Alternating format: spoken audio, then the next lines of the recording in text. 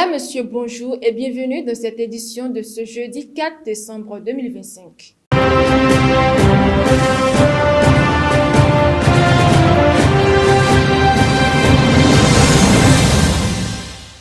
On démarre avec l'actualité africaine. En Algérie, le journaliste français Christophe Glaise, condamné à 7 ans de prison. En Algérie, la cour d'appel de Tizi Ouzou a confirmé mercredi 3 décembre dernier la condamnation du journaliste français Christophe Glaise à 7 ans de prison ferme pour apologie du terrorisme et propagande portant atteinte à l'intérêt national. Le collaborateur de SoFood et Society, âgé de 36 ans, avait été arrêté en mai 2024 alors qu'il réalisait un reportage à Kabylie. À la barre, Glaise a reconnu des erreurs journalistiques et a demandé pardon, la voix nouée par l'émotion.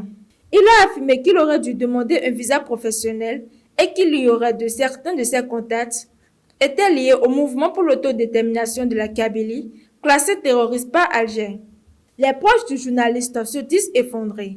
La défense déplore une décision injuste et rappelle que l'absence de visa de presse est une infraction passible d'amende, mais non d'emprisonnement.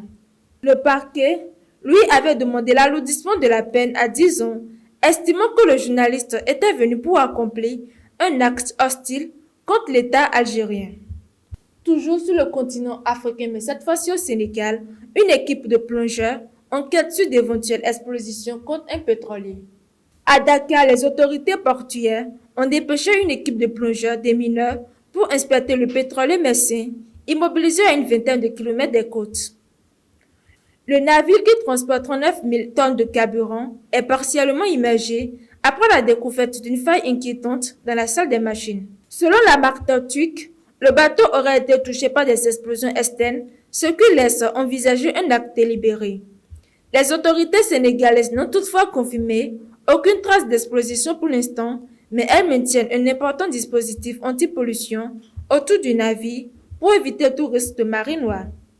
Des médias russes et turcs évoquent la possible implication des drones sous-marins ukrainiens dans un contexte où plusieurs navires russes sous sanctions ont été visés ces derniers jours. Une source militaire européenne jointe par RFI estime même que les mercenaires pourraient appartenir à la flotte fantôme russe utilisée pour contourner les sanctions internationales. Direction maintenant en Europe, en Turquie, Ankara appelle au respect du droit international après des frappes en mer Noire. La Turquie, la Roumanie et la Bulgarie appellent ensemble au respect du droit international après une série d'attaques contre les cargos russes en mer Noire. 3 navires dont 2 pétroliers ont été visés depuis le 28 novembre et l'Ukraine revendique 2 de ces frappes contre ce qu'elle appelle la flotte fantôme de Moscou. Le ministre turc des Affaires étrangères Hakan Fidan, qui a échangé à Bruxelles avec ses homologues de l'OTAN, se dit très inquiet de cette extension de la zone de conflit. Selon Ankara, ces attaques compromettent la liberté de navigation dans une mer essentielle au commerce régional et aux routes énergétiques. Les pays riverains réaffirment leur volonté de faire de la mer Noire une mer de paix, de stabilité et de coopération. Et pour finir, en Ukraine, la Russie intensifie ses frappes contre les ports ukrainiens. Moscou multiplie les attaques contre les ports ukrainiens à la mer Noire. Les drones Shahed et les missiles tirés depuis la Crimée visent quotidiennement les infrastructures d'Odessa, d'où partent céréales et minerais, indispensables au financement de l'effort de guerre ukrainien. Alors que 3 cargos russes ont été visés ces derniers jours dans la zone économique turque, Vladimir Poutine accuse Kiev de piraterie et menace la solution la plus radicale serait de couper l'Ukraine de la mer, affirme-t-il. Malgré les frappes et les victimes parmi les dockers, les Ukrainiens repassent en relâche les infrastructures détruites, permettant aux cargos de continuer à charger et à naviguer vers la Turquie.